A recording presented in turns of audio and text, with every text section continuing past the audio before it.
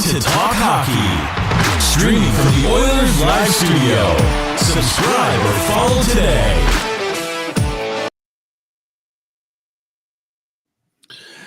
Hey, it's Michael here, Oilers Live, with the Thursday edition of Oilers Live, brought to you by none other than the Oilers Fanatic, sponsoring us, with tons of gifts and extravagant things.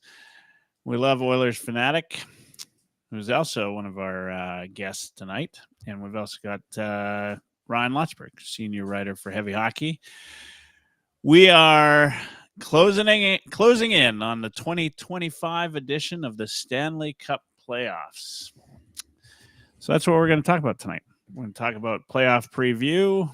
I would say we could talk about previous Oilers games, but let's be honest, they weren't the most exciting of maybe the three least exciting games I've watched of Oilers hockey in the past, 12 or 13 months. I don't know what you guys think. Probably could have went out and watched the Condors and saw a better product on the ice.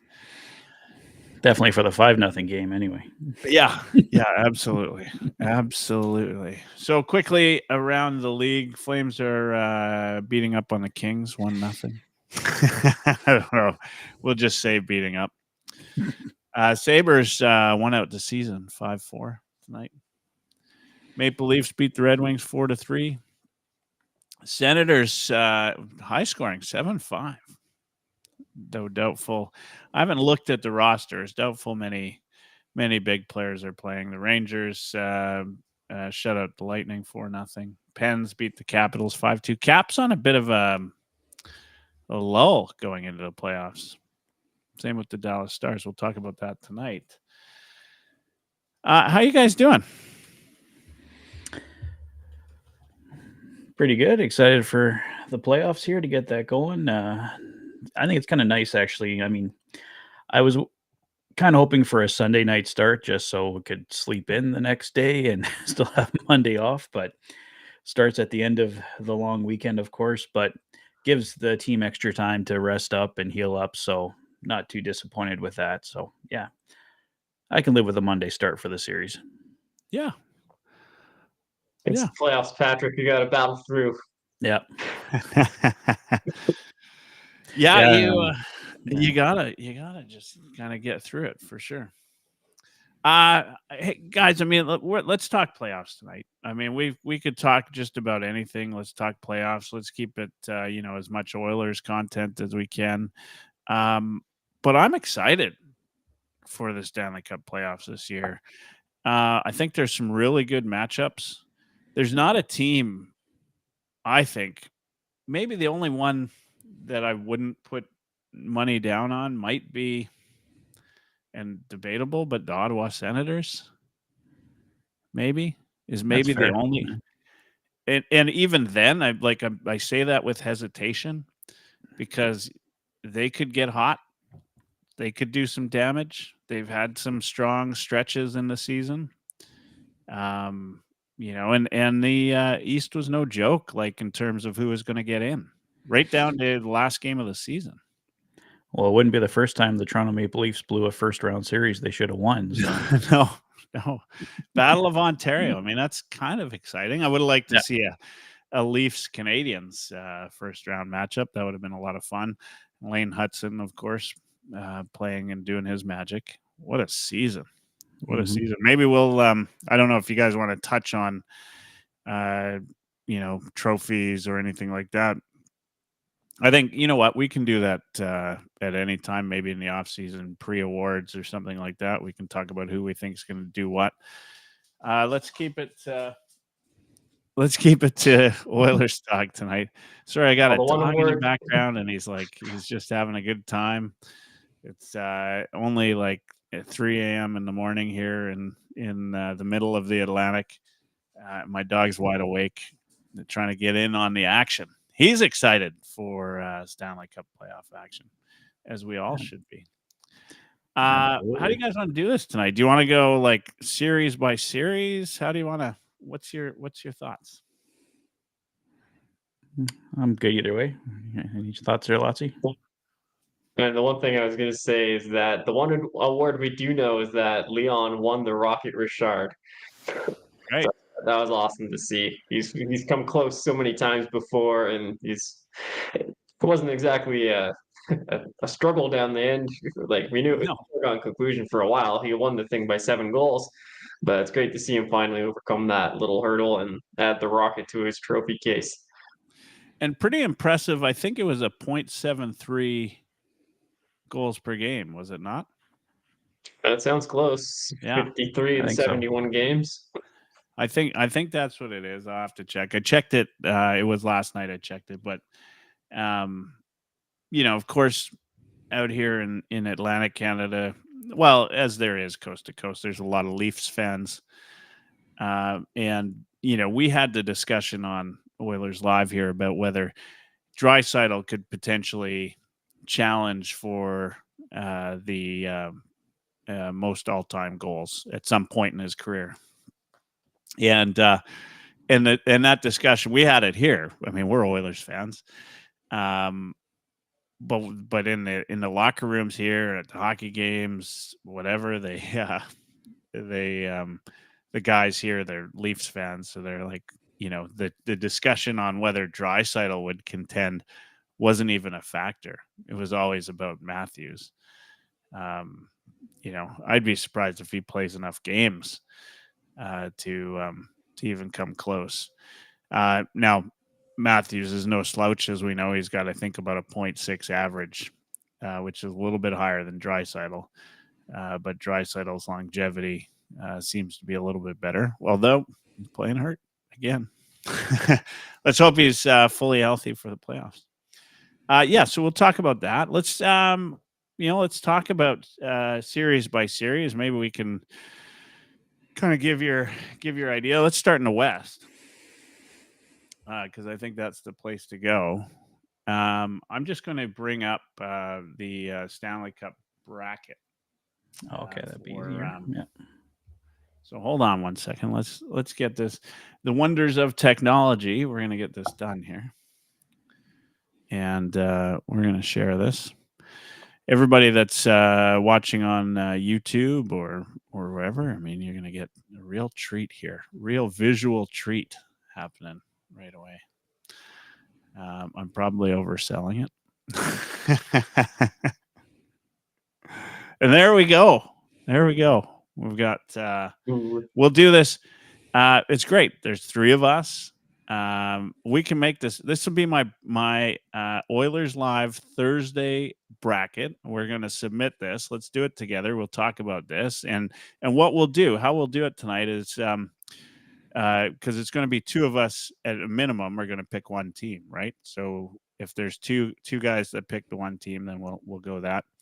We'll start on the right side because we want to finish with the Oilers tonight. Talk some Oilers talk. You guys got anywhere to be for at the end of the night here, or are we good to go until we're done? Should be okay. All right, good. We're having a Oilers Live slumber party tonight. It's going to be exciting. Actually, it won't be. We won't be that long, I don't think. But we'll be long enough to get through this. We're going to start with Toronto Maple Leafs and the Ottawa Senators. Of course, we just talked about Austin Matthews. Talk about Brady Tkachuk, Stützle, you name it. We can have a look at the analysis here, if you like. Season points, of course, Toronto finished with 106. Ottawa has 95. Goals per game goes towards Toronto. Goals against per game to Toronto, but just slightly. Power play percentage, pretty equal. Penalty kill percentage, pretty equal. Top scorers were Stützle for Ottawa, 76. And then Kilted Corngy says, give me a sec, got to get on my pajamas. Mitch Marner with 100 points. All right, who wants to start? Don't everybody all go at once. Go ahead, Lotsie. You're up. Who do you got? Why do you have them? What's your gut telling you? How many games? I want to cheer for Ottawa in this one. It's a great story. First time in the playoffs I think since 2017 conference finals. Uh, love Timmy Stützle. Love a lot of their young players, but I think this sets up nicely for Toronto. They they've got some really good goaltending. They got Stolarz, who's got the best save percentage in the league. And I like Joseph Wall if they go that way as well. And they got leaner, meaner, and tougher on defense with guys like Chris Tanev.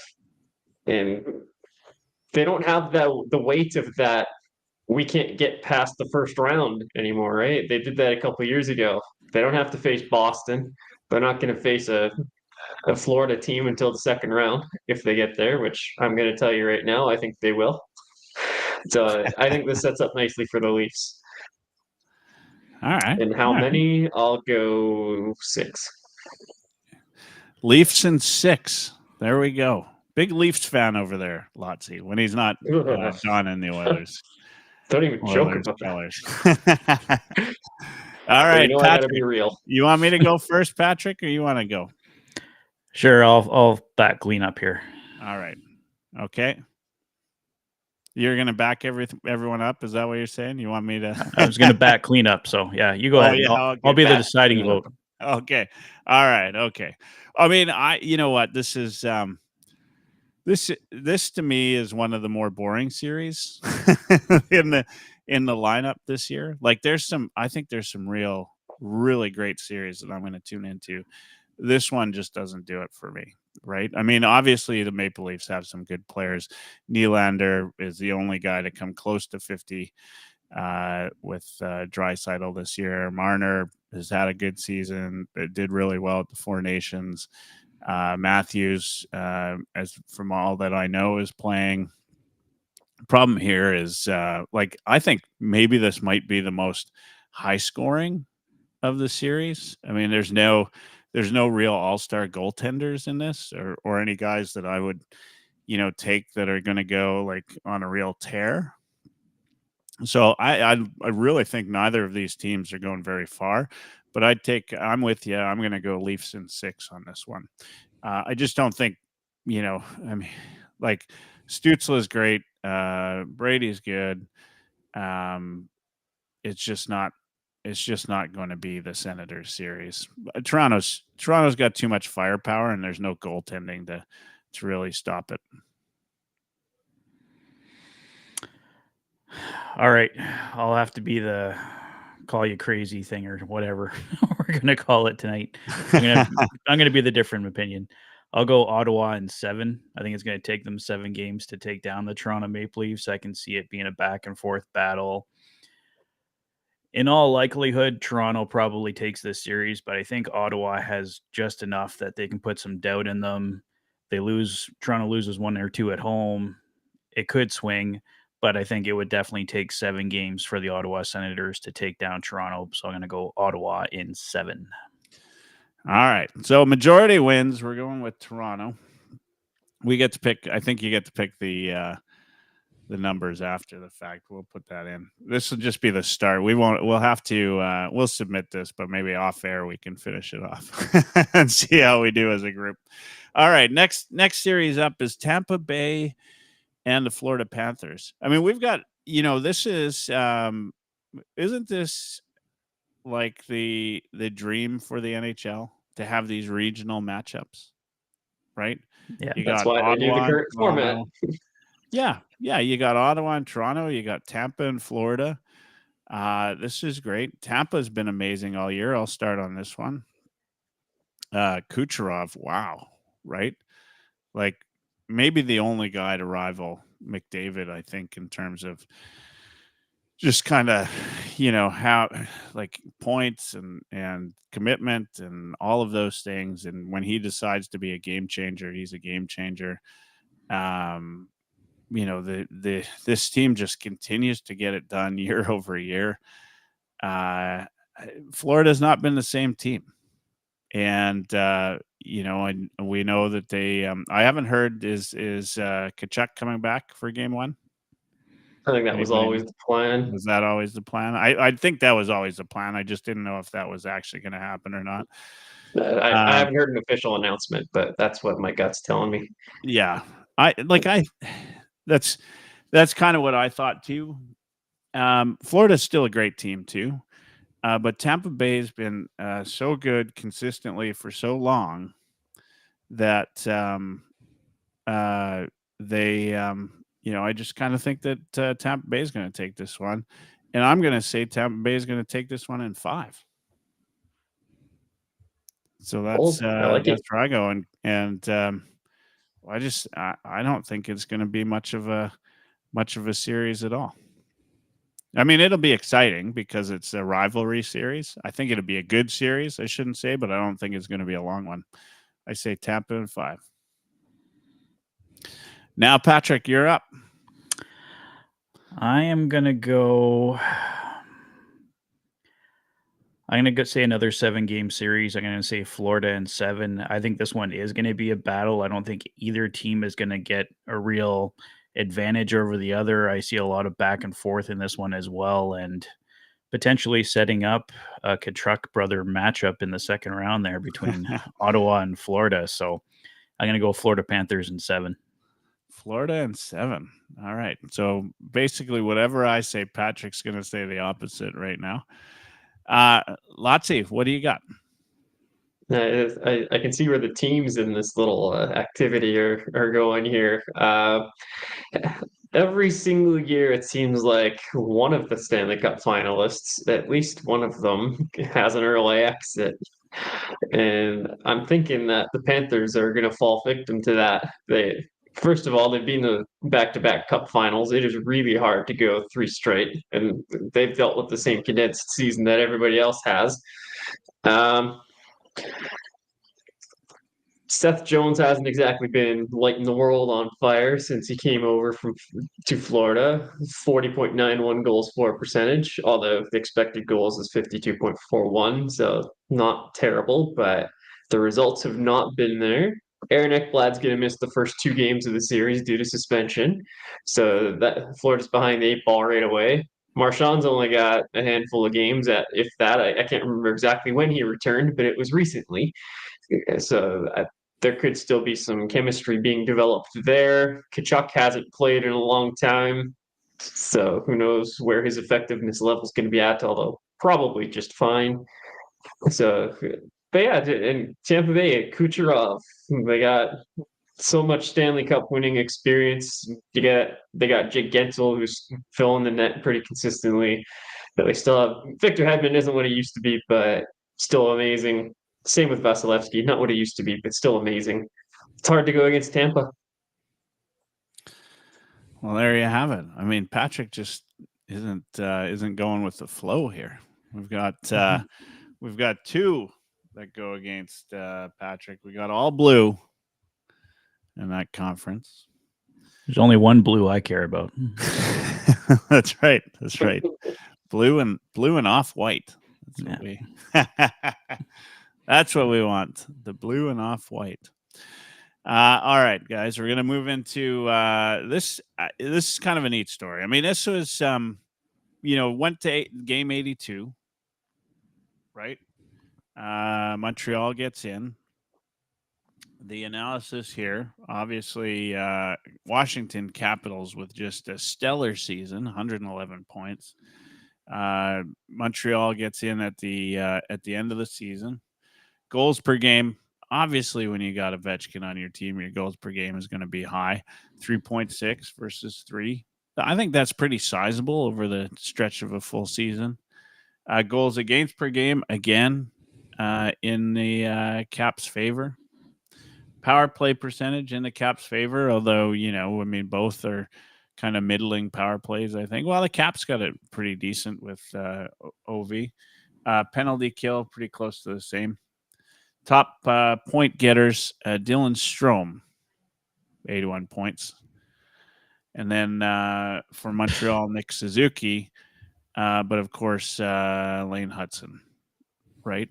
And I got to talk about this. Like, whatever team, whether it was Montreal or it was Columbus that got that 8th spot, Like that was just a great story, right? Columbus, obviously, Goudreau brothers, all that went around and everything. Just what a wonderful story that would have been. But Lane Hudson, Montreal, I don't think anybody really saw them making the playoffs. Maybe some people had them in that final wild card spot, but still really great. Who wants to start on it? I guess this is Patrick, your turn to start. Yeah, for this one, I think making the playoffs is Montreal's prize this season. I mean, it's a big step for them, and I just can't see them taking down the Washington Capitals. I'm sure they won't just roll over. It'll probably be a bit of a battle, but I'm going to take Washington in 5 on this one. Washington in 5. All right. Lotzie. So, I mean, on paper, this should be the Capital series to win. I believe it's a top 5 power play, and the rest of the stats are close enough. But there's a little bit of a narrative here. So the Caps are on a bit of a post goal record malaise. If you want to say that, they haven't been the same since Ovi broke the goals record, and there was a lot of stress that went on there. It was a huge event, and it was just a lot of tension and excitement followed by and they've struggled down the stretch. Meanwhile, Montreal's been rolling. They're excited. They're firing on adrenaline, and oh yeah, Ivan Demidov just came over. Demigod fever is real in Montreal. I don't know if you caught any of those 2 games that Demidov played, but the atmosphere is unbelievable because of that kid and because of their chase to the playoff spot. And Demidov is the real deal. Like, defensive liability, probably. Sure, we saw the lazy back check on the 1 goal in the Chicago game, but this kid is unbelievable. So, having said that, there's a possibility of an upset here, but I'm still going to go with the Caps in, I think, 5 games as well. Wow. Okay. This that was a big build up to agree with me. Yeah, Patrick. I didn't have the balls to do it. I know. I didn't see that happening either. I was sure he was going with Montreal that whole way. It was like everything's pointing Montreal, and then he pulls out Caps in 5. I love it. I just think the Caps, I've watched them play a number of games this year, and just the way they move the puck is incredible. It's like the Harlem Globetrotters against the Washington Generals. Whoa. They play with a lot of support, really good structure. Logan Thompson's been a great goaltender for them, and Ovi just still doing what he does. So I think there's lots of good things happening with the Caps, but I had to put that possibility out there. Yeah. No, I think all good points. All good points. Okay, I'll finish this one off. But already we've got Capitals because you guys got the majority. I'm going to continue my disagreement with Patrick. And this one comes down to all sorts of different things. Demidov, Lane Hudson, comes down to goaltending. Montembeault is the type of goalie that can just hold on to something and take you down the stretch. I don't have that same, although Logan Thompson had a hell of a season, right? Like just an amazing season. But I just don't get that same sort of gut feeling about him that I do about Montembeault. Caps, I mean, you got Dylan Strome as your top point getter, and it just doesn't excite me. None of it excites me. So maybe it's going with my heart, but I'm going to take Montreal in 7 in this one. I don't think it's going to be a pushover. I think Washington's the bigger of the 2 teams. So we're going to see them try to push Montreal around, but I think goaltending is ultimately what's going to win this one for them. I think Montembeault is going to have a great playoff, and you'll see Montreal take that one in 7. But majority wins. We're putting Caps on the bracket, and it goes in 5, I guess. All right, let's move on. Finish the East off. Carolina and New Jersey. mean, this is a chance for a little bit of maybe a Carolina Oilers final, right? Mm-hmm. I think anyway. This is maybe that time. The analysis on this one: Carolina 99 points, New Jersey 91. Goals per game, pretty darn close. 3.3 versus 3 goals against per game, pretty close. Power play percentage. Strong lead for New Jersey on that one with 28. I mean, they had a hell of a power play all season. And Carolina didn't. I don't even think they had a power play. And the penalty kill, Carolina's no surprise. Carolina's got a good penalty kill. I think they're pretty consistent as far as that goes. What a weird season though for Carolina. Sebastian Aho 74 points and Jesper Bratt 88 points for New Jersey. Ryan, you're the one that's up. You're on the clock. What do you got? Who do you got? Yeah, interesting battle. The top two penalty kills in the league here. But I feel like I'm going to be in the minority here. I'm leaning New Jersey. Like I'm pretty sure Jack Hughes is still out, right? Like season-ending shoulder injury, right? But I mean, you got Bratt at 88 points. You've still got a lot of other talent. Timo Meyer, Nico Hischier had a hell of a season as well. Their defense is fantastic. Like I love what they did by getting Brett Pesce this year. I think Hamilton is near return if he hasn't already returned. And like Luke Hughes is dynamic. He's fun to watch. Goaltending with Markstrom and Allen is pretty darn good as well. Yeah, the difference in the power plays though, I think, is a big one. So I'm gonna go New Jersey, and I'm gonna say in 7 because I think it's a pretty close series. All right. Renegade Man says Carolina will win in 6. All right. I guess I'm up after you, Ryan.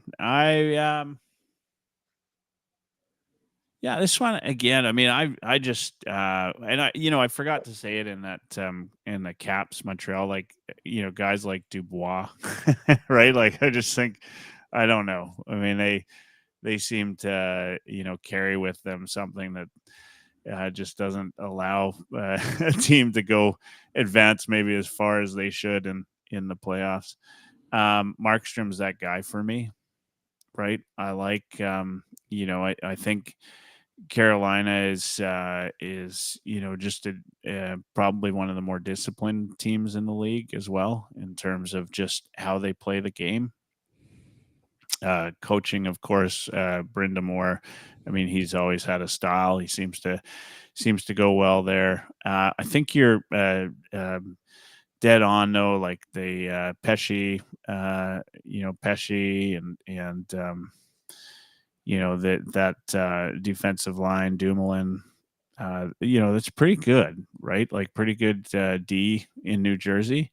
But I just like Carolina, how they're made up. I think that they've got some guys that can score. I love Aho, like when he's playing, and he's kind of a playoff kind of guy. Like I love the way he plays. And Svechnikov, of course, really good player, and can be pretty exciting to watch. I'm voting against Markstrom, really, is what I'm doing here. And I'm gonna say Carolina in 6.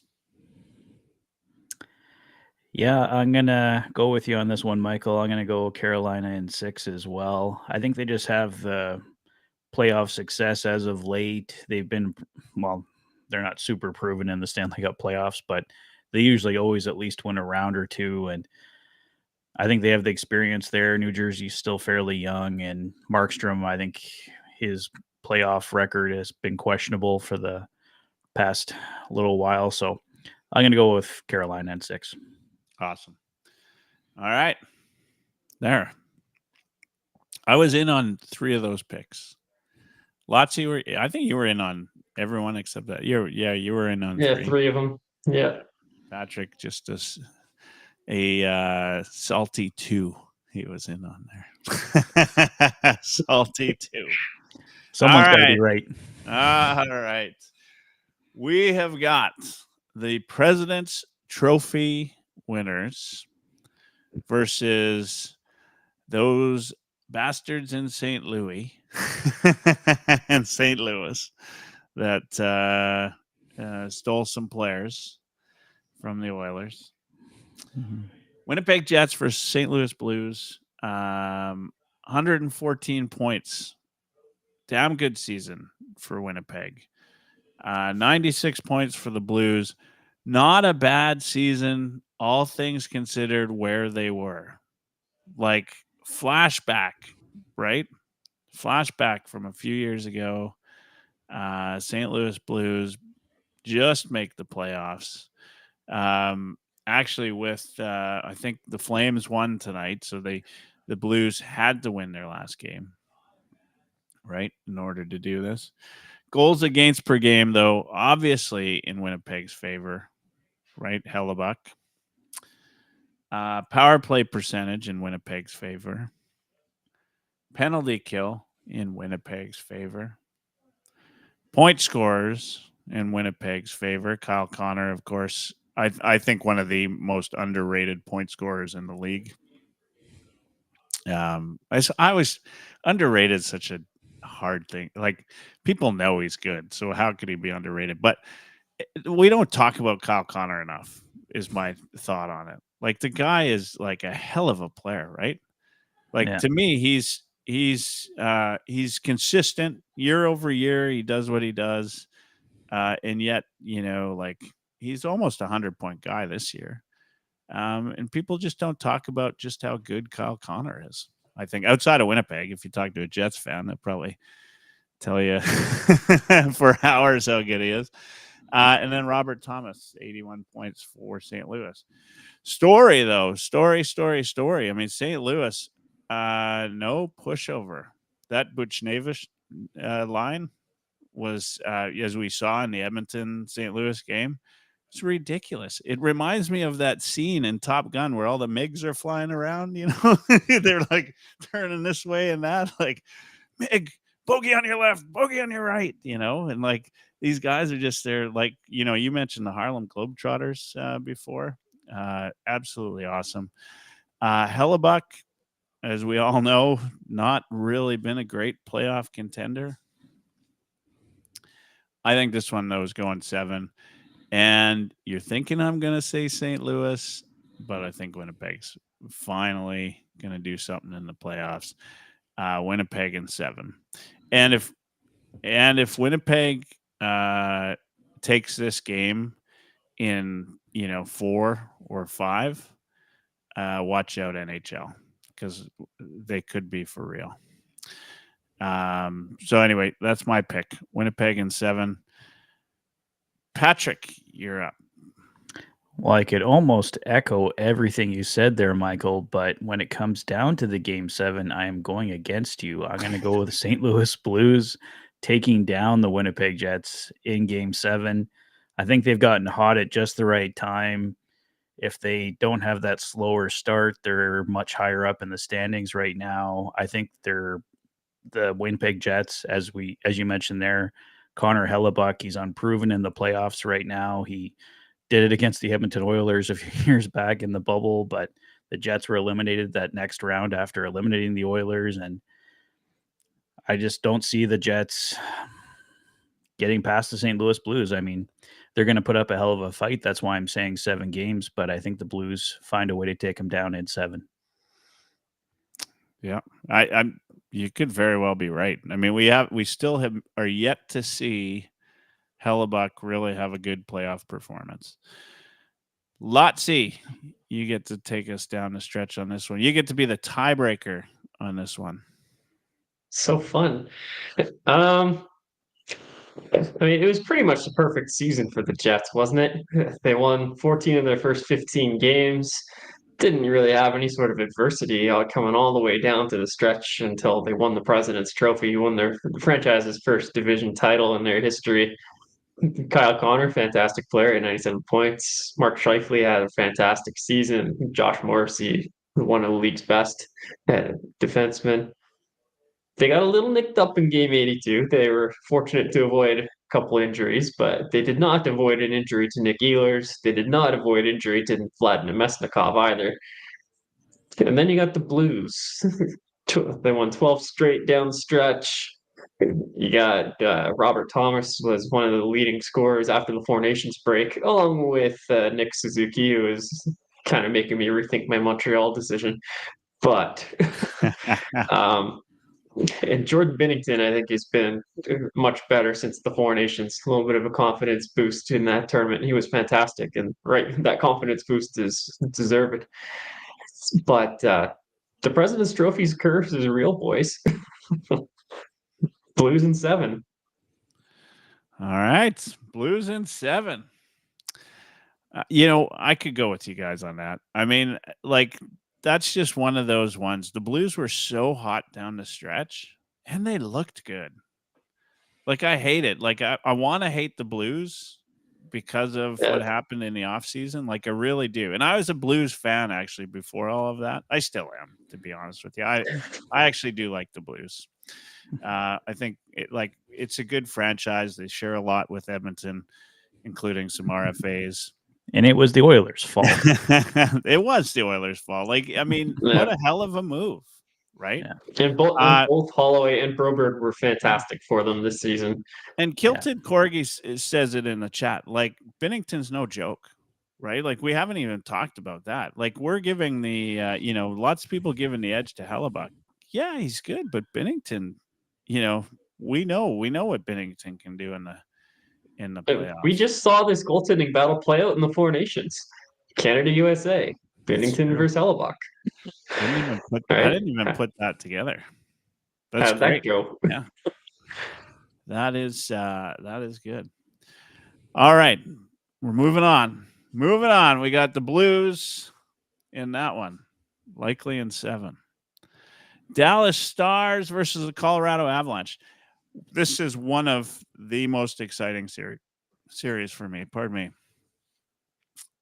Points 106-102 in favor of Dallas. Although that got really close at the end there, right? Dallas was doing everything they could to drop their home game advantage, I think. Goals per game equal. Goals against in Dallas' favor, 2.7. Though you got to factor in that goals against per game is a really poor start by the Colorado Avalanche this year. Power play percentage, slight favor to the Avalanche. Penalty kill in favor of the Stars. Mikko Rantanen back in Colorado. 88 points, though. That's the top scorer for Dallas. Most of those points, of course, made while he was on the Colorado Avalanche. And then Nathan McKinnon with a hell of a season, right? 116 points. Led the league in scoring for, almost from start to finish, right? until the bitter end, until Kucherov said, no way. And there you have it. Who's starting this one? Is it oh man. Is it my turn to start? I think it's my turn to start. Yeah, just go. All right. Renegade Man says that series will be very physical and exciting. And I couldn't agree more. This is to me, this is the one series outside of Edmonton and LA. Well, actually, probably all the Western series. Maybe just the Vegas, Minnesota series would be boring for me. But this one's a hell of a series, right? I mean, you've just got everything. And big story, of course, Landeskog is coming back for Colorado in game. I think he's going to play game 1. I think that's the plan right now. I think so. Yeah. Sounds right. They've got him back. I heard that they used a meniscus from a cadaver in his surgery. That is what he said. Yep. Yeah. So he's bringing back the dead. The man has it's just a story, right? Like it's a huge story. This is a big deal. You know, the Avalanche just kept ticking. Like they had an awful start. Awful start to the season, right? And they needed some goaltending, you know, so they went out and they got some goaltending. Blackwood, Wedgwood, I think really shored up the goaltending, you know, and they've had, you know, the last part of their season has been really good. I think Claudia says the cadaver of what animal? Cheetah. A puma. That's what it was. Oh, got the dog going on that one. All right. Yeah, no, this is some good chats here. Need a cadaver for Clef's shoulder. We sure do. I'd love to add him back. Oh yeah, would love to have Clef Baum back. Look, I mean, you know, just like you say, you don't vote against or you don't bet against McDavid. Like I find it hard to bet against McKinnon and Makar. Right? Like these guys are powerhouses. Makar is on any, it depends on the night. He could be the best player in the world, right? Like he is just outstanding. You know, he's really fun to watch. He's good on both sides of the puck. Like he's so good. I love watching him play. Nathan McKinnon, of course, love watching him play. Natchez has come in and fit right in. You know, these guys, like top to bottom. Charlie Coyle. I love the way that guy plays. Mm-hmm. You know, I'm not even a Colorado fan, but this team has got everything put together, top to bottom, for a good lineup. Speaking of which, I'm actually getting a call right now that I probably should take. Yeah, like this is great. I love this. I think there's a lot of good storylines. Andy said, or Renegade Man says, don't forget Rantanen will play against his former team. I'm not a big fan of Rantanen. You know, like here's a guy who's like was third in league scoring right when he got traded, and then got traded again. Like that to me says something. Dallas on the final stretch was horrendous. Right? Just not great on the final stretch. This is everything the Colorado team needs to go on. I'm going to say Colorado in 6 on this one. Patrick. Set me up next. Yeah. I'm going Colorado as well. I loved all the moves they made. Well, I shouldn't say just at the trade deadline, throughout the year. The 2 goaltenders they brought in were excellent. Mackenzie Blackwood's really stood out. Yeah, and I loved all their trade deadline moves. They've looked great. Dallas has been struggling as of late. They just lost Robertson as well for the playoffs, so that's definitely going to work against them. I'm actually going to go one less than Michael. I'm going to go Colorado in 5 over Dallas. Yeah, 5 games. Wow. I think I'm going to make this unanimous. Like, I was a little skeptical about Colorado, and I still am, just because they had to do some major reconstructive surgery throughout the season. Like the 2 middle 6 centers, you got Brock Nelson and Charlie Coyle. Those are brand new additions. They weren't happy with their center depth, so they just totally did a facelift. 2 new goaltenders throughout the season, right? There was an issue. Right? They solved it with Blackwood and Wedgwood, but it was a big issue. Having said that, it's really hard to go against McKinnon and Makar. And Nikish has actually been a really good fit in Colorado. I wasn't sure how that was going to pan out for Colorado after losing Rantanen, but I think they made a smart decision in not giving Rantanen the $14 million or whatever he was expecting or hoping for from Colorado, and they got a really good player in return. So I think they're going to get rewarded for that little bit of business. So I think Colorado, and I'll go with you in 5 because they lost Robertson, and I don't like Dallas's defense. Like I think that makes them overrated. Yeah, Cody Ceci, Matt Dumba, Ilya Lyubushkin as your bottom three, and Leon Bischel has some potential, but not quite there yet. Nils Lundqvist, like, okay, show me something, right? Miro Heiskanen's health is a big issue as well. We don't know if he's going to be back or not, and I don't know how good he's going to be either, coming off an injury. I'm always skeptical of guys coming off injuries. So, yeah, I like Harley. I like Lindell. That's all I like on their defense, though. So, yeah, Avs in 5. All right, that's the first time we agreed on one fully. Yeah, it's first unanimous. So it probably means Dallas is going to win. Well, They're officially jinxed. Yeah. That's right. yeah. I mean, this is in the chat. 7 straight losses going in makes them impossible to pick here. And I think that's right. Like, it's, Yeah. you want to be going in on a high, and they're just not. All right. One more left before we get into Oilers and Kings. We got Golden Knights and the Minnesota Wild. Patrick, we'll get you to go first. Let's go over the analysis here. First, season points, 108 to 97.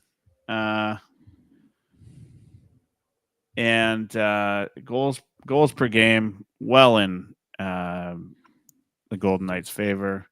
Goals against, in the Golden Knights' favor. Power play, Golden Knights' favor by a lot. Penalty kill, Golden Knights' favor. Jack Eichel, 93 points, which actually, seems low because he seemed to be in on everything this year. Matt Boldy, 73 points for Minnesota. Patrick, take it away. The only way I can really see Minnesota taking this one, if it does go to 7 and they happen to take down game 7, but I don't think it's going to get that far. I'm going to go, I'll say Vegas in 6. I think Vegas is just too strong, and Minnesota's got a damn good team too, but I think Vegas takes this one in 6 games. Vegas in 6. All right. I guess I'll go, and then Lotsie, you can finish this one off. This is the one, like, the most boring game. Maybe the only one I'll call like a definite sweep. Minnesota was awful down the stretch. I'm surprised they even made it in. In fact, I didn't think they were going to make it in the way they were playing. There's just nothing about this team that excites me. And Vegas has got a team that will contend again, right? Like Eichel, as I said, he's been outstanding. Their power plays good. Mark Stone's been he's played most of the games, right? Like this year, You didn't go on LTIR in February. That's right. Yeah. Like, there's That's why they didn't make a trade at the trade deadline. That's right. I mean, this is huge, right? Like, for them, this has been a good season for them. There's too much there. I like their defense. It's pretty solid down the line. I just don't know where, you got Aiden Hill again. He's had another solid season. I'm going Golden Knights in 4. Lotsie. I mean, my vote doesn't really matter in this one. It's already 2 for Vegas, but Yeah. I think Vegas is just straight up too good. But I'm going to give Minnesota some credit, like, to get where they are with $14 million in dead cap space to the Zach Parise and Ryan Suter buyouts. I think is pretty damn impressive. And I think they're really well positioned going forward. Brock Faber, one of the better young D out there, and then they traded for David Jiricek this year, and they drafted Zeev Boyum, who's coming out of college right now.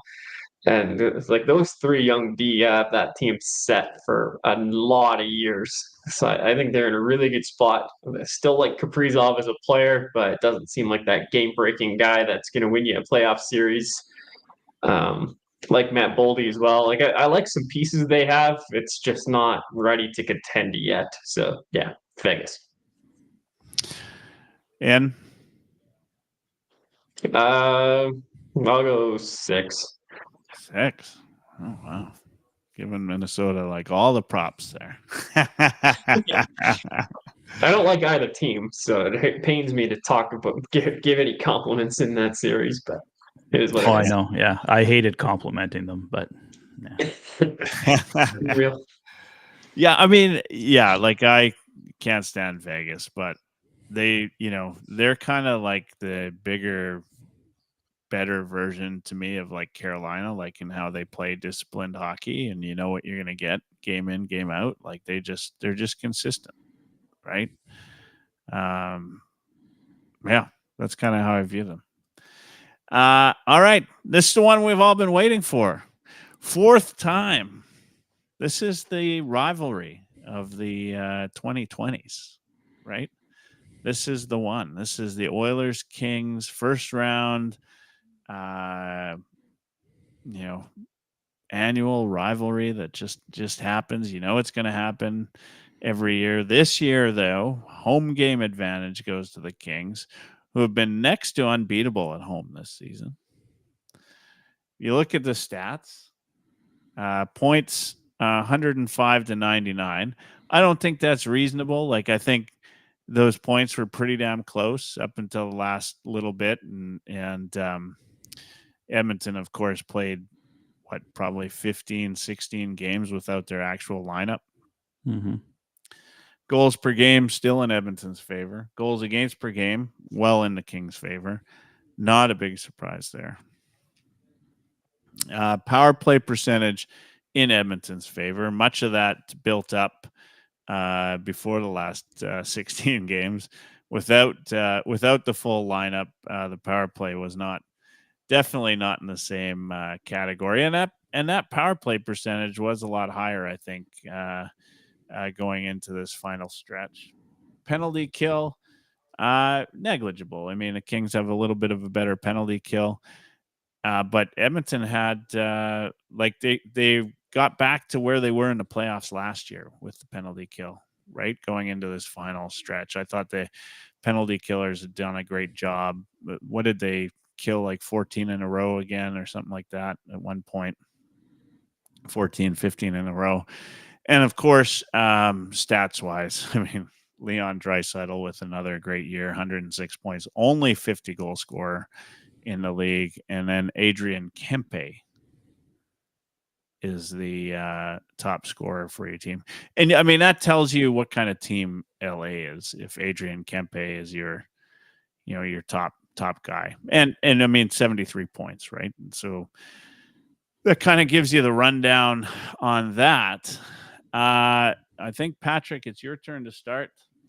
Let's talk about this series, and then we've got some questions to go through in terms of what we think. Who's in, who's out, who'd you play, all of those things. What are your thoughts on this? I think that, by the way, I think Kane is in, is what I've heard. You might have a story to tell around that, but I'll let you start, Patrick. Yeah, that is the word, that Kane should be good to go. So, yeah, I threw some questions together for my own little preview for the Oilers Fanatic. I'm going to make a little crossover here between Heavy Hockey and the Oilers Fanatic, my channel. So, I know lots of you said you didn't really have a chance to put together your own little lineup, but I put together what I think could be the opening game lineup here for the Edmonton Oilers against the LA Kings on Monday. So I had a top line of Zach Hyman, Connor McDavid, and Connor Brown, a second line of Vasily Podkolzin, Leon Draisaitl, and Victor Arvidsson. And then I have Trent Frederick coming back with Nuge and Skinner on the third line, and Evander Kane starting on the fourth line with Adam Henrique and Corey Perry. On defense, Jake Wallman and Evan Bouchard, Darnell Nurse and Ty Emberson, Brett Kulak and John Klingberg, and Stuart Skinner as the game one starter. So my kind of thoughts with this were, I think they want to get McDavid and Hyman back together, but I think they like the chemistry they've had with Connor Brown playing with those guys, and with Connor McDavid and Jeff Skinner as of late, but I can't see Skinner staying up there I think they want to get Zach Hyman back up with Connor McDavid. So I think Connor Brown will get the advantage at least early and stay up there. We know Draisaitl and Podkolzin like playing together, and they were getting some good chemistry as of late with Victor Arvidsson. Trent Frederick, I think, may eventually get a shot in the top 6, but with him just coming back and starting now, I think the third line's a safer place for him to start. Nuge is a good third line center there. Jeff Skinner, you have a guy that's going right now. So that was kind of my thoughts with that one. And we've talked about it on the podcast quite a bit. We don't know what we're going to get from Evander Kane. So probably starting him on the fourth line, at least for a few games, and then seeing how he looks. And then you could potentially move him up higher if he looks like he's going. Have him on a safe line, I think, with Adam Henrique and Corey Perry. With no Matthias Ekholm in round 1, Wallman and Bouchard, I think, are our top pairing. Nurse and Emberson, I kind of went back and forth on this one, but I just kind of settled on them. I thought maybe Nurse and Kulak together as a second pairing, but I think if you have Kulak in the third pairing, it balances things out a bit more, gives you somebody strong in each pairing. And I think John Klingberg is going to get the call over Troy Stetcher, but probably on a short leash. If Klingberg looks like he's struggling, Troy Stetcher, I think, could easily take that spot over in the third pairing. And I think right now, Stuart Skinner is your game 1 starter. So don't know if you had a chance to put anything together, Michael, but I don't know what your thoughts are on that. For the game 1 starter? Game 1 starter and game 1 lineup. I don't know how you don't necessarily have to go through the whole lineup, but I know where you maybe think like guys like Trent Frederick, Evander Kane end up. Yeah, I think you hit it on the head, right? Like Frederick, I mean, he came out. He actually, like, for the limited time that he played, he looked like he could really really help this team in a number of different areas. I kind of like my gut's telling me this Brown, Skinner, McDavid line we're gonna see go into the playoffs. Like I don't know for how long. I mean, it's that's one of those lines that as soon as it looks like it's not producing, it changes really quick. That's my only fear. So hopefully it starts producing right away. But they had some good chemistry. Brown, what did he have? 5 goals in his last 5 games? 5 and I think. I think so. Back to playoff Brown. I love it. The only guy that really, I mean, Janmark was just such what a season for that guy. Corey Perry ends up with 19 goals, which is absolutely great. A little disappointed. I wanted him to hit 20, but oh yeah, I think we all did, right? Like that was but I mean, did you have him for 19? I mean, I know I didn't. No. Right? And that's one of those things where just one shy of Nuge, who just got 20 goals, right? Like, so anyway, all of those things, I think from a lineup perspective, I mean, I like that McDavid, Brown, Skinner line. How you put the big question mark for me is where you put Podkolzin. Because you may have Podkolzin, Draisaitl, and Arvidsson on the second line, and then what's the word on Hyman? Is he going to be back for game 1? I believe so, and I was building that lineup on the assumption that Matthias Ekholm is the only one still out. So I mean that lineup could be. I don't think Wallman's coming back for game 1. No, okay. I don't know for sure. But I've kind of got some a little bit of news that indicates to me that he might not be back right in time for game 1, iffy, which causes some problems. But yeah, so if you think Ekholm and Wallman are the only guys out, and is Frederick in? Or Fredericks? Frederick. Like, last I heard anyway was that it was maybe game 1 or maybe game 2. Did I mention I don't know. 3 a.m. in Atlantic Canada. Yeah. This Frederick's in as well. That I guess the biggest question is who sits out for the Oilers, right? Like who's going to sit out? And you know what, Jack and Louis talked about that on the broadcast last night, right? Like this is, the last few games have been a bit of an audition. Some guys have shown up. Some guys like Janmark, I'd be all right if they sat him, right? Like the biggest challenge with Janmark is he plays well on the PK, right?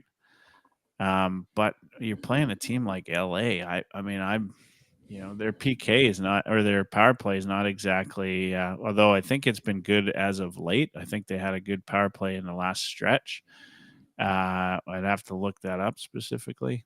Anyway, Connor, I wouldn't mind seeing the Connors together with Jeff Skinner as we saw.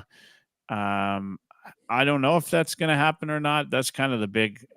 That's why this is such a hard thing, right? I think Skinner is going to get the start, but outside of that, I have no clue how this lineup's going to look, and we haven't seen the lineup in 16, 17 games, right? If Hyman's in, where does you can't put Hyman on the third line? They were earlier in the year for a while, so they absolutely could. Yeah. I mean, that's the thing, right? Like this is a team of guys that, you could go down about 6 or 7 deep and say, do you really want to put that guy on the third line? Right. You know what I mean? And like Podkolzin is, he might not have scored a lot of goals, but he does a lot of good things well, right? Like puck retrieval, good, good tough guy, like getting into the corners, hitting guys. I think he led the team in hits. I don't think it was even close. He does all those things really well. And Knobloch seems to have wanted to play him, top 6 most of the season, right? Do you see him playing third line, right? Like maybe when you get into the playoffs, maybe he plays third line. Yeah, I think a lot of it just depends when the games start, like what's clicking, what's not clicking. Because you don't have a lot of time to slowly work guys in, right? I mean, you got to win these hockey games. So if someone's not performing, they got to come out or move down someone else. Like I said, I have Evander Kane starting on the 4th line, but if he comes out gangbusters and gets a goal in game 1 or something, then he probably pushes. I had Podkolzin on my 2nd line. Maybe he pushes Podkolzin down, or Frederick goes up. I mean, like there's so many, like it's anybody's guess, really. I mean, I just put this together as something I thought might work, but come game 1, injury wise, chemistry wise, like things could change so quickly. But would you put in Derek Ryan over Janmark at any point?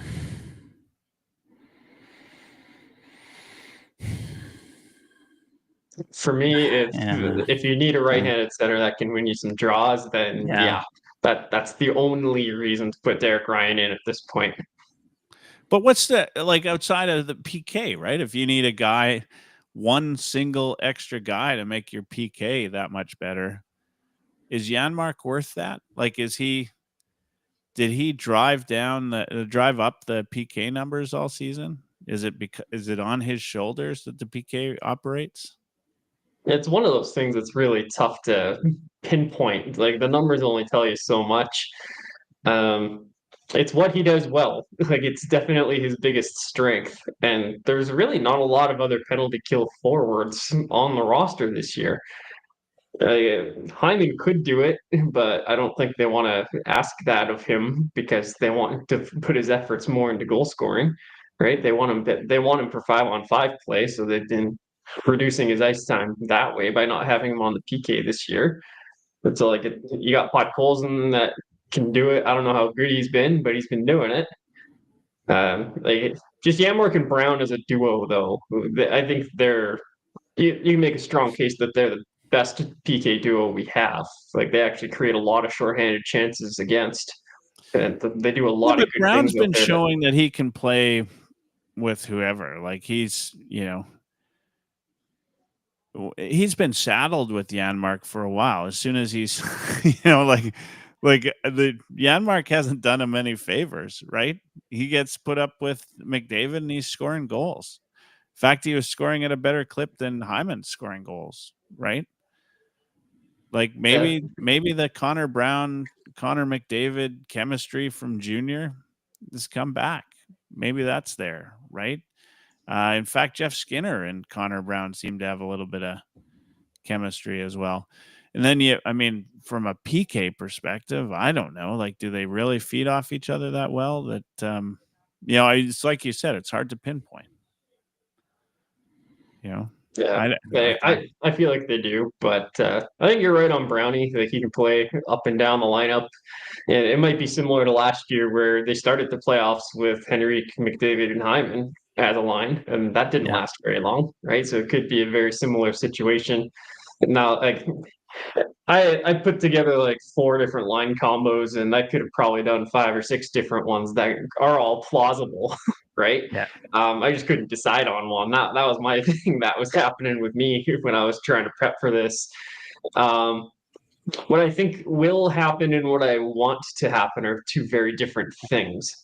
What I think will happen is I think we'll start with Skinner, McDavid, and Brown because they've been playing well lately, and why it don't fix what is not broken right now.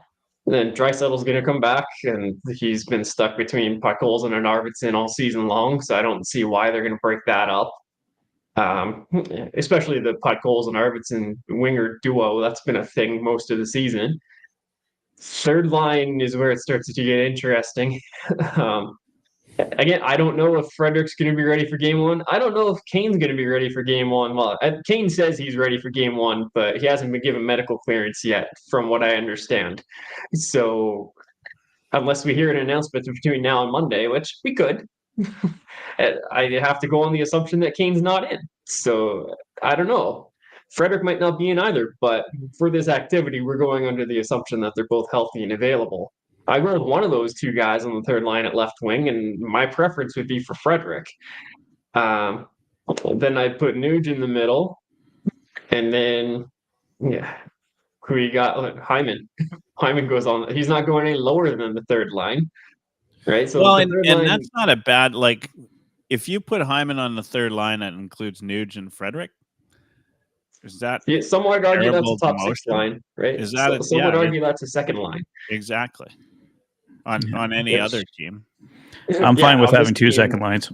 Yeah. I think that's the goal from Stan Bowman's perspective, right? The roster is deep enough where we could have 2 second lines if deployed properly. And then your fourth line, if Kane's available, I have a hard time seeing him not be in the lineup. But this is where it's difficult for me, is I also think that Janmark is the only guy that could come out because Kane plays left wing. Janmark is also playing left wing. Janmark does all the good things on the PK, and the coach loves him. And he's managed to play every game except for the few he missed with injuries, despite him only scoring 1 goal with his hockey stick this year into an empty net. So, what decision do you go with on the fourth line? Do you go Kane or do you go Janmark? The $1 million question. I think coaches like. I just said that it's hard to see Kane not getting in, but I'd be tempted to go Janmark as far as to what Janmark or what Knobloch might do. I'm talking about both sides of my mouth because it's so difficult to make the decision. But then Rico and Perry on the fourth line anchoring that. So I think that's what probably will happen. What I want to happen, I still like Jeff Skinner with McDavid. I think that's the best place for him. Him and Skinner and Draisaitl doesn't work, and I don't like Skinner in the bottom 6. So I like Skinner and McDavid together. Agreed. As for their right winger, maybe Dry with McDavid and Skinner works, but I think Hyman up there works. I think Brown up there works. Any of the 3 really doesn't matter to me. Any one of them will work. I'm not in love with the idea of Podkolzin on the second line, and I don't like. I think him and Arvidsson would be a good set of third line wingers based on Arvidsson's performance this season. I just don't know who you put up there on the second line with Leon in that case. Right? Is it Frederick? I've been quite open about not thinking Frederick's a top 6 winger, and I don't want him playing in the top 6, especially not after being off this long with the high ankle sprain. So, and I don't think he and Kane have very good chemistry. Kane's always brought Leon down, and Kane had his best success playing with McDavid.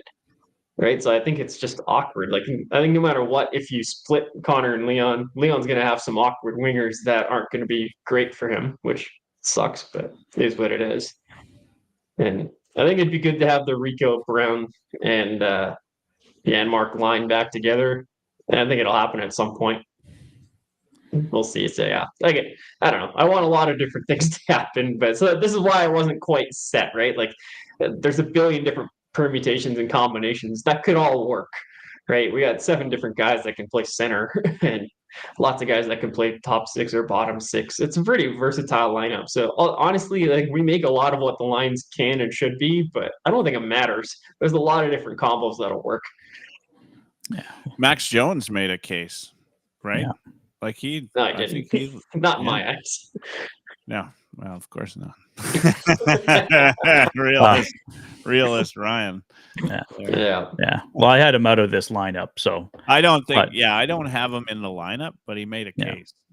I think he's someone who gets in if there's injuries or if it's looking like they're getting beat up a lot. You need to add some more toughness or something, and maybe Frederick and Kane aren't in. Then maybe that's where Max Jones gets inserted. But I don't think he's a guy that's in the regular rotation right off the bat for sure. So the second part I had was, aside from Connor McDavid or Leon Draisaitl, which player do you think will have the biggest impact on the series for the Edmonton Oilers? I'll start with mine. It's going to be a player that clearly Lotzie doesn't like, Trent Frederick. I think an offense physicality mix, pending UFA motivation there for Trent Frederick. I think he's going to be motivated to come in and have a strong Stanley Cup playoffs, like he's playing for a contract next season.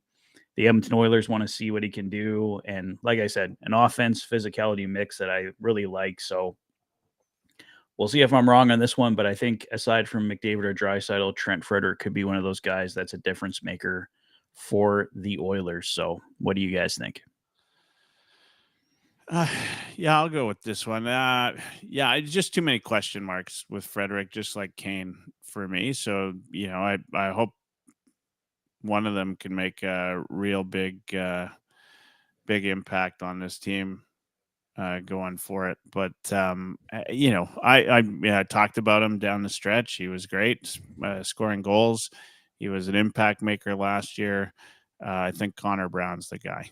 Again, I think he's going to, just the way he's played down the stretch, I think he's the guy for me, Connor Brown. Lotzie? For me, the loss of Matthias Ekholm is huge. So for me, it's about who's going to step up and fill that void. There's only 2 options. I mean, Jake Wallman is the guy they acquired just in case, right? And they got him predominantly to play the right side because that's where the hole on the roster was. But Bowman did have the foresight to get a lefty just in case something happened to one of the big 3 lefties, which are Ekholm, Nurse, and Kulak. And here we are. Something's happened to Ekholm. And now we're in a situation where we need somebody. And I think Jake Wallman's the guy to step up and do that now. I don't know what his health status is. And Michael's saying that he might be iffy to start the series. But either way, Darnell Nurse is going to be is someone that's going to need to be relied upon as well. So I think I'll say Wallman for my answer, but Nurse would be my second choice. All right, guys, before we go, let's get this bracket off the screen here. Just quickly, I'm going to say Oilers in 7. Lotzie? Y'all are going to hate me for this. Yeah.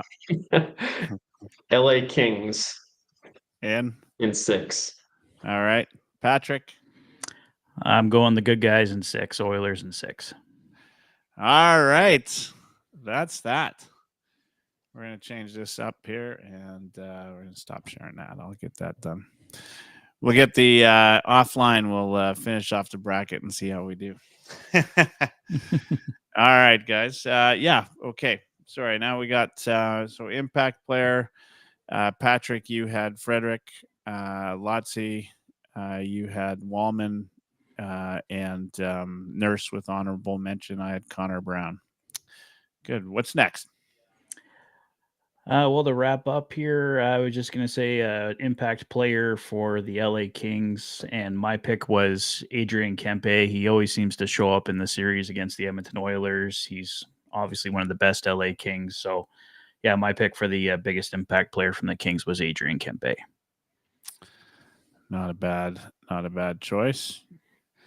Lotzi, you want me to go, or you? I'll just quickly say, I'll just say Fogel for me. I mean, playing his old team, he's going to be motivated.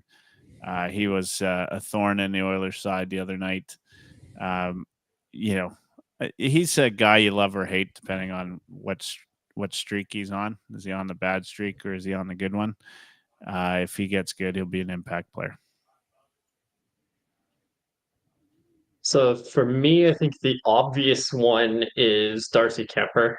Like the goaltending for the Kings is going to be vital. They're a defense-first team. They struggle to score goals, and they're going to need their goaltending to be as good as it was in the regular season. But I'm going to go with the not obvious answer here, and that is Andrei Kuzmenko. You might be laughing at that just because of how ineffective he was as a Canuck and as a Flame, and even for a little bit as a Flyer this season. But he's got 17 points in 21 games since he's come to the Kings, and he's been a really good addition on that line with Kopitar and Kempe. I think he's going to be a problem in these playoffs. And he's been on their power play as well. He's made their power play a lot better. That's why it's been so good down the stretch, because they got Kuzmenko now. So they just got a big upgrade in skill. So, yeah, I think Kuzmenko is the X factor for the Kings. Good choice. Yeah, great picks all around. So, yeah, that was basically my thing there, guys. I was going to close out with our predictions, but we gave them already. So, I cut you off. I gave them I put number 4 up. Right up there. Yeah. Right up all good. But Jeff Kress says, let's go through some of the comments here in the thing here. We got Kilted Corgi says Kaner Pod sits. That's an interesting thought. I can't see Podkolzin sitting this year. Aside from Janmark, I think Podkolzin's the other guy that I probably wouldn't mind seeing sit. Like, the guy's got 8 goals and he's been playing top 6 all season. Like, he's not there for his offensive abilities, right? He's there because he hits and he hunts pucks, and he's somewhat decently defensively reliable. But Evander Kane might be a better fit in that top 6. I just don't know where Kane's at as a player right now, and I don't trust it. Yeah. Yeah, no, that's a good point. Kilted Corgi also says Nobby will break them up as usual. I mean, we can expect that. I do think this is going to be one of those series where, unless if a hot hand shows itself, we're going to see a lot of different line combinations. Mm-hmm. Especially if they lose a couple or something like that. Like, they got to go in desperation mode and try and find things. How important is it? Again, Kilted Corgi says can't go 2 games down. How important do you guys think that is going into Edmonton? 2 games down. Do you think they have to have the split to win this series? I think so. It's hard. Not necessarily, but it's hard to win 4 out of 5 after that. I mean, they can do it, but it's obviously ideal to get a split. Yeah. Quaddy says, my biggest worry is Leon, Wallman, Kane, Frederick coming back immediately, re-aggravating injuries in the first playoff game, going all out. That's not something I'm concerned about. I mean, Draisaitl would play with half a leg if that's what he had, as long as it's the playoffs. Frederick, maybe. Kane, I'm not too worried about. And Wallman, I think, while I said I think he's going to be out for game 1 and maybe just slightly longer once he's back, I think he'll be good. But at this point, like, even if that does happen, what are you saving them for now? Like, it's do or die time now. So, I mean, there's nothing to gain from just sitting them at this point. Like, go with what they got. And if they can only go at 90%, they can only go at 90%. Like, it's time to go. I mean, there's always the risk of re-aggravation, but the thing that's a little worrisome about the injuries is just how close to 100% are all these guys. These aren't just your bottom of the roster players. These are star players that are important to what the Oilers do. And if they're not operating at 100%, that's a problem. It's true. That's Well, true. I think we'll know right away if they aren't. So. How are we feeling about McDavid right now? I mean, he did the unthinkable and got every point he needed in 3 games to hit. That's what he does. Like, does that give you hope? Like, he just seemed to be like peak McDavid again. He's ready to go. Yeah, he's ready. I'm not worried about him. I think he's physically ready. Yeah. Any worry about Draisaitl? Like, I personally don't. I have, as I said, I think that guy, he probably was ready to play the game after he sat. Right? Yeah, they're just being overly cautious. I think they're both good to go. More of my concern would be with the guys like Frederick and Kane and stuff, like the ones we've talked about as being more of an uncertainty. I think the big guys are ready to go here. Yeah. Robert Taruya, as a Kings fan, thanks for tuning into an Oilers podcast and not trashing us the whole way. I was wondering what Oilers fans think of Wallman. I liked his offensive play in San Jose, but I didn't think his defensive play was very good, nor did I think of him as a defensive threat. You know what? I think he's been great defensively. I think, and part of what makes Wallman so good is that, which we know in Edmonton we lacked for so many years, is that ability just to get the puck out of the zone, right? Mm-hmm. Like, if the puck's not in your zone, then you don't have to play the same kind of defensive play, right? And it just doesn't seem to linger in the Oilers zone when he's there, right? He's got a good out. He's a smart player. He's got offensive capability. I mean, I haven't been wowed by his offensive capability either, but it's been good. Yeah, he's just been a solid addition to the Oilers, I think. Yeah, to Ace's point in the chat there, he's been good, not perfect or mind-blowing or anything like that, but he's been doing what he's been asked. Yeah. Let's see, what do the numbers say? I know you're a numbers guy. What do the numbers say? Yeah, to be honest, I haven't really pulled up his natural stat trick in a while, but the thing I know is that we're firing our stats guy after the show, Patrick, by the way. Go ahead. Sorry to cut you off, Brian. What do you got? Oh, that's all good. No, Wallman's been doing good at blocking shots. That's kind of a thing that not many people knew that he had in his repertoire. He's had a few moments where I've been a little worried about his defensive awareness. Like, he's had a few breakdowns, but overall, yeah, he's been fine. 61.9 goals for percentage, which is really good, but small sample size, 55.49 expected goals, so really good there. That's what happens when you go to a decent team, though. Best defense is a good offense in some cases, and Wallman moves the puck really well. But he's like, I think Ace summed it up nice. Ace 96 summed it up nicely. He's been good, not great. Yeah, I mean, I'm happy with the pick with what they did for him, right? Like the trade and what was I think available to the Oilers at the time. Mm-hmm. I think it was good. I think it was a good pickup for them. I'm not the least bit disappointed, and the fact that you should ask yourself, like, the fact that if he doesn't play game 1, is it a big deal to the lineup? Hell yeah, it's a big deal. It might be less of a big deal if Ekholm's in there. But it's still a big deal to this lineup, I think, to not have Wallman in. But we'll see. I mean, I'm not 100% sure he's not showing for game 1, but that's just kind of the word that I've heard. I like the term and the price point too. Got him for another year, and was it 3.4 million he's at? So I mean, for what he gives for what he gives you at 3.4 million, that's pretty good. And the other thing I liked about it is he's under the age of 30. 29 years old, 1 year left on his deal. I think that was really wise use of a first rounder and of the LTIR relief we had from Kane at the deadline. So I was happy with the pickup as well. Yeah. No, it's I think that's absolutely right. All right, what else we got here? We got it's good to have some Kings fans. I miss Angel. Angel hasn't been in the chat in a long time. Maybe he's listening in quietly. Yeah. Nothing really new. Oilers goat said bum. I think he was talking about me. Also said let others talk too, bro. So definitely talking about me. Yeah, He's the host. We gotta let him go. That's right. Once in a while.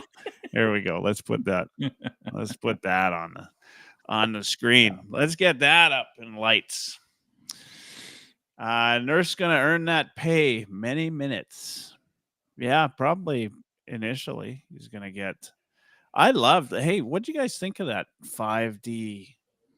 Kulak. We didn't even talk about impact. Like there's probably a handful of guys on this Oilers team that could be impact players. We don't know what's Jeff Skinner like in the playoffs. We know he's smiling, but is he an impact player? Right? Like, what's Jeff Skinner like? I want to know that. He doesn't know what he's in. He doesn't know. That graphic they put up on the screen last night, over 1,000 games without a playoff. That's ridiculous. Right? Like, it's crazy. How bad is that? Got to feel for the guy. Yeah. McDavid obviously did. They gave him the belt after the game, right when they clinched. Nice touch. Yeah, it was a nice touch. Yeah, I mean, who else? I mean, Kulak is a guy for me that I'd love to watch him, and he's been great this year. It has been a good season for Kulak. I don't know who was saying it on the broadcast too the other night. I think it was Stoff talking about Kulak. Yeah. Arguably his best regular season, right? Yeah, I think that's what Jack and Louie agreed on. Like, this is by far his best regular season as an Oiler. Yeah. I mean, he picks it up come playoffs, right? Yeah. Andy in the chat there, Bouchard too. I was just going to talk about Bouchard a little bit. There's the narrative out there that Bouchard is very much a product of Matthias Ekholm. Right, Matthias Ekholm came in right at the deadline, which was right around. And guess who went the other way? Tyson Barrie. So Bouchard got some power play time. That's really when his production started going up, and that was coincidentally when he started playing with Matthias Ekholm full time as well. And we know how good all around Ekholm is. We know the struggles that Bouchard can have in his own end and with the puck sometimes. So the narrative was that Ekholm was the stabilizing factor, right? If Bouchard couldn't do it on his own, so he needed the veteran presence to come in and stabilize him.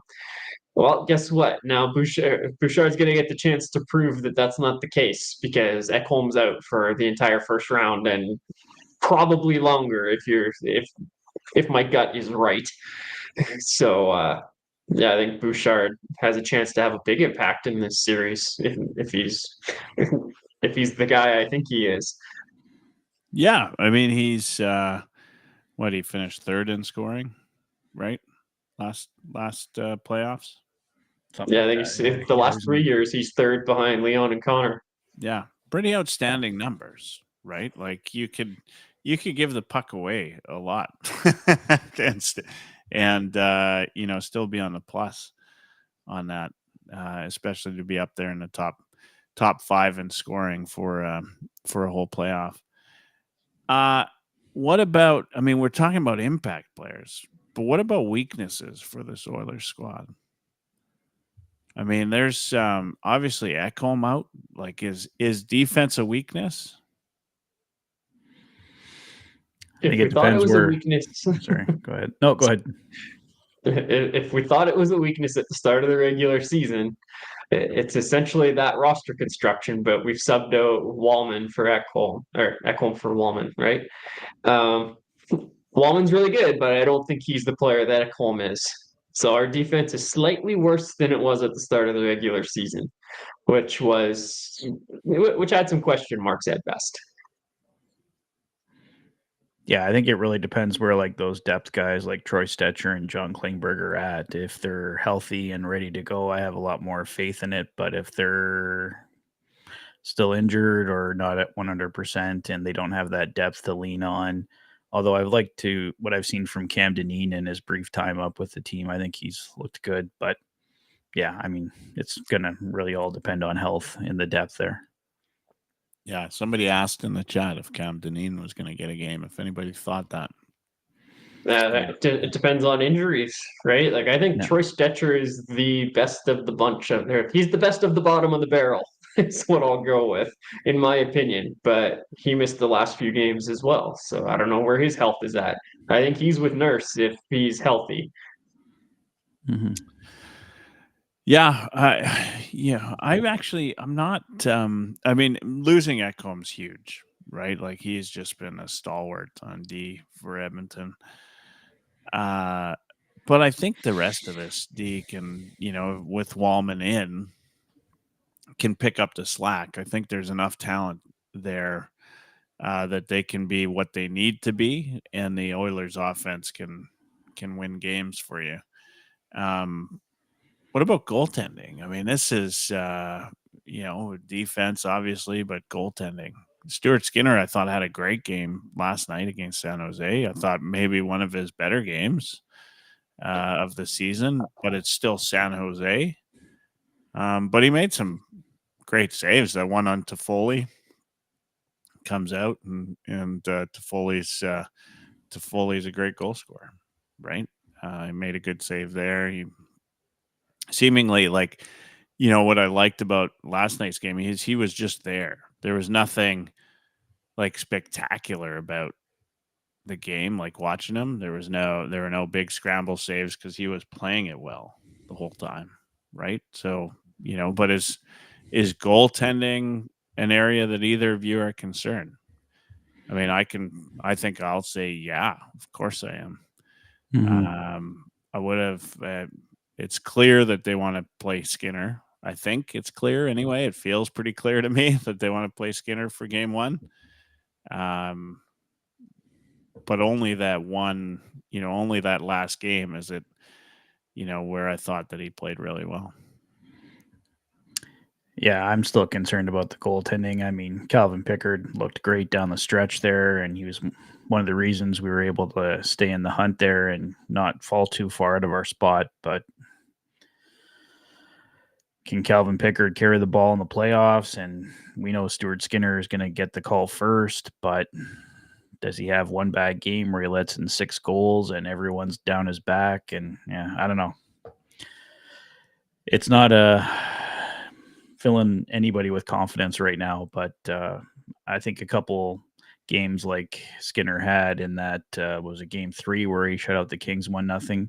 He does that for 1 or 2 games. That's going to silence a lot of critics and give people a lot of confidence. So if we see that, I mean, he's come back in these last 2 games. He's returned and only given up a single goal. So that's a pretty good start. One of them was San Jose, but he did only give up 1 goal to Winnipeg. So got to start somewhere, and that's a pretty good start. Lots of your thoughts on goaltending. Yeah, so I'm not 1,000% confident about it. Therefore, it's a concern, right? Like I'm very confident in Darcy Kuemper and what he's done this season. He's also won himself a Stanley Cup, although it wasn't necessarily on his back. It was more that was an amazing team. That it was just their year, and Kuemper was along for the ride. But Kemper's been there, done that, and he's got the numbers to back it up this season. So it's a weakness in comparison to LA for sure. I've seen Skinner do it before, so it's not like he can't. And he also took down Ottinger and Bobrovsky last year. Like he didn't take down Bobrovsky, but his numbers were better than Bobrovsky's in the Cup Finals last year. So he was the better goaltender in those 2 series, and he was better than Seelov's, even though the numbers weren't that great against Vancouver. And he was better than Talbot in the LA series last year. So like he doesn't necessarily have to be the favored goalie going in into a series to come out as the best goalie in the series. But I'm less optimistic that that's going to be the outcome this time around. There's just too many questions around Skinner right now, and Picard too. But I have faith in the guys. I think they can hold their own just fine. But I don't have 1,000% confidence, so therefore it's a little bit of a concern. Realist Ryan says not 1,000, not 1,000% confident. I mean, 1,000%. That's pretty crazy, right? That's like, yeah. I'm an English guy. My math is the best, but you know what I mean. Oh man. Yeah, I mean, any other holes you see in this lineup? But like, I honestly, I love the top half of the line. You know, I mean, what can't you love about having Connor McDavid and Leon Draisaitl? You know, it was good to see some of the players pick it up. But, you know, I thought Skinner had a great back half of the season when he started getting some good minutes, right? Like, he just looked good. He's shooting the puck more as those start going in for him, and he's on his way. He didn't have a crap season. Connor Brown, good to see him going. Any weaknesses on forward that you see?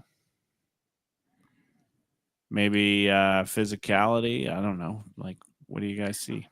Well, if Frederick and Kane are good to go, then I don't think we have a weakness in physicality because you're adding two physical guys in there. It's just really going to depend on where guys are at with injuries. If everyone can come back and at least be at 90% or higher, then I think we have a great depth at forward. We can roll probably at least 3 lines, have a few different guys that can switch in and out on the 4th line. So unless guys are below 90%, then I'm going to be a little bit concerned. But if everyone's 90% or higher, I think we have pretty good depth at forward. I'm not too concerned.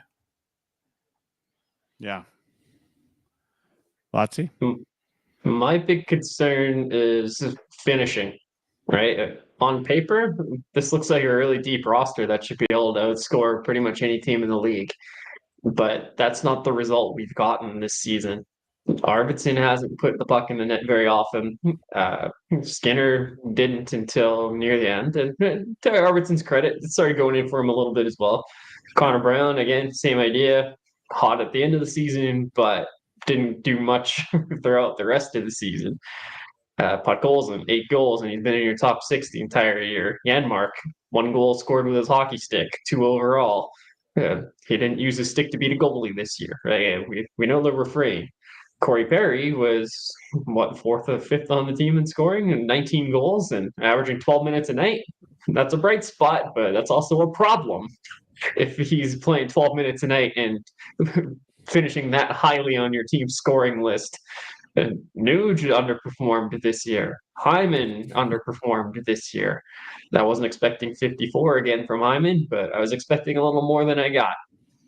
And I don't know where Kane's at, and I don't know what Frederick is at this point. Right? So yeah, I'm a little concerned about this team's finishing. I think it was Blue Bullet Brad on X or a couple days ago. He had this little Venn diagram. It's got the little dots and it's like a shape. It was basically exactly the same as last year, except for one area, finishing, which was significantly lower. Yeah. So I just don't know if this team is going to be able to score enough outside of Connor and Leon. Good thing we got them. I'll take it. I will take it. We got them. Take it. As a fan, yes. Love it. All right, guys. I mean, it's like the sun's almost out here on my barge in Atlantic Canada. I'm falling asleep pretty darn quick. I still got to take the dog out for a walk. I got lots of chores to do, milk the cows before the sun actually does come out. It's quite the barge you got over there. I know. Well, it's more like an arc. I don't think you are getting any sleep tonight. You're going to do all that before you go. Yeah, just the huge out here. Great stuff. I mean, this is, as I said before at the start of the show, it's going to be an exciting playoffs, I think. There's some really good matchups. The only, one big snoozer for me is that Vegas Minnesota one. I mean, I don't know how much I'm going to tune into that one. Maybe the Carolina New Jersey one doesn't really interest me a ton. But the rest of them, I'm there. I'm going to be watching a lot of hockey. I mean, there's some exciting matchups. Obviously, Washington and Montreal, big things. Like that, just big storylines, right? Like between them, Toronto and Ottawa. I don't think that's going to be like an incredibly exciting series, but it has the potential to be because it's a battle of Alberta or Ontario, right? And anytime you have a Kachuk involved, which tells me, the same thing with Tampa and Florida. I mean, that's a good rivalry. And a pretty damn good team in Tampa, and a team that has the potential to be a pretty damn good team in Florida, right? And of course, in the West, Winnipeg and St. Louis. Like if it had been any other team other than St. Louis, you might think, Winnipeg's path to the Stanley Cup was a little bit easier, but St. Louis, with the way they played down the stretch, it's just seems, not out of the realm of possibility that they can win. Dallas and Colorado. I know Dallas lost 7 before they go into the stretch, but Dallas is no slouch. There was a lot of people that had Dallas winning the cup this year, right? I'm not a big Ratman fan, but does the fact that he's playing the team that let him go play into how he plays? I mean, we're about to find out, right? Yeah. And then, of course, Edmonton and LA. If you're a real fan, you pick Edmonton to win that series. That's just how it goes, right? Who would pick LA? Who would pick LA? Who would do that kind of thing? I don't know. Anyway, guys, that's the deal. I want to say this. If you're out my way in Eastern Canada, or if you're in Western Canada and you want to come out my way to Eastern Canada, June 21st, it's booked. Heavy Hockey Showdown in Atlantic Canada for the very first time. Same thing, Sexual Assault Center, local charity. We're going to be doing that. I'm going to be putting the registration out right away. So follow that. Probably won't talk about it as much on the Heavy Hockey podcast, but we'll mention it a little bit here and there because hopefully we get that as big as the one in Edmonton, and we take that cross country. Would be great. Yeah, that'd be awesome. Do some really good work. I'm looking forward to seeing who the Oilers put in the lineup for game 1. That's what I'm going to finish with. It was really hard we're talking about the lines. Like it's just so hard when you don't know who's even going to be in the lines. Right? Yeah. Like who's going to be playing. So it'll be an unveiling. But I am super excited for this series. I say it less with my heart and more with how I view the Oilers when they're a full team. I do think the Oilers are going to win this series. And Connor McDavid, Leon Draisaitl will be outstanding, even more than usual. That's all I'm going to say. Next up, who's got last word tonight? Anybody want to have last word? Is there anything either of you have that's really important to say that you want to stay for last word? Or I'm just going to, all right, we'll let Patrick, you can have last word because you're on the bottom of the screen all night. Ryan, you go and pass it off to Patrick, and Patrick will put it on mute so you can say whatever the hell you want. Sounds good. Right. Yeah, I think the Oilers are probably the most intriguing team coming into the playoffs here because we know what they can be at their best. Game 7 Stanley Cup final loss last year, and series could have gone either way. But we don't know who's going to be in the lineup in game 1. We don't know what the lines are going to be. We have no idea what this team's going to look like. We haven't seen Frederick for more than 7 minutes and 10 seconds since the deadline. We haven't seen Evander Kane all season. We haven't seen this group together at all. So we have no idea what this Oilers team is going to be, which makes it really interesting. But I'm just going to briefly try to support my argument for the Kings winning the series, and it has very little to do with injuries. The Kings are, I think, the best 5-on-5 team in the league this year. Ryan, you're on mute. You're on mute, Ryan. I don't. How did that happen? No, sorry. Go, keep going. The Kings are the best 5-on-5 team in the league this year. Look at expected goals percentages and goals for percentages. Second fewest goals against in the league, where the Oilers have their expected goals rate is fourth best in the league, and we know they're one of the best at that when they're at their best. But even them at their best this season still isn't what the Kings are at 5-on-5. So if the Oilers win, it's going to be on special teams. And guess what? Power play, or the amount of penalties being called league wide this year is way down. So I don't know how big of an impact power plays are going to be in any series. And the Oilers power play isn't as good as it once was, even at full health. And the Kings PK is still, I mean, they were second PK last year and still got blown out by the Oilers power play. But I don't know. Like, I'm just not feeling. It's more about where the Oilers are right now. Like, they're not finishing nearly as well. They have some hole. I mean, Ekholm being out is a big hole on defense. Skinner and Picard, question marks. Kemper, fantastic. So like, there's a very strong argument to be made for the Kings here. But excited to watch the series, and I'll be supporting my boys all the way through with my heart, but my head is worried.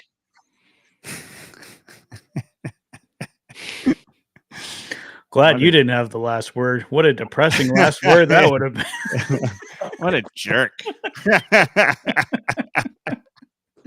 All right, Tim. Patrick, you take us home. You know the drill. Make sure you say good night, everybody else. Have a good night. Patrick, you're up with the last word tonight. All righty. Well, thank you as always to everybody in the chat. Just love having all you guys here. Ace, Jack, Jacob, Robert, nice to have you in. Hope you stick around with us for the first round here. I think it's going to be a great first round. Picking the Oilers in 6. The LA Kings, to all of Lotzie's ridiculous points there, are a very good hockey team. So I'll give him a little bit of credit, but I think he's kissing their butt a little bit too much. But anyway, is what it is. I think the Oilers in 6. The Kings are going to put up one hell of a fight, and it's going to be a great series. I think it's going to be I guess the very first one went 7 games, but I think the Oilers take this one in 6. Getting those guys back, McDavid, Draisaitl, everyone's going to be motivated, and I think it's going in 6. So should be a great first round series. Thanks again to everybody for joining us. Have a great night.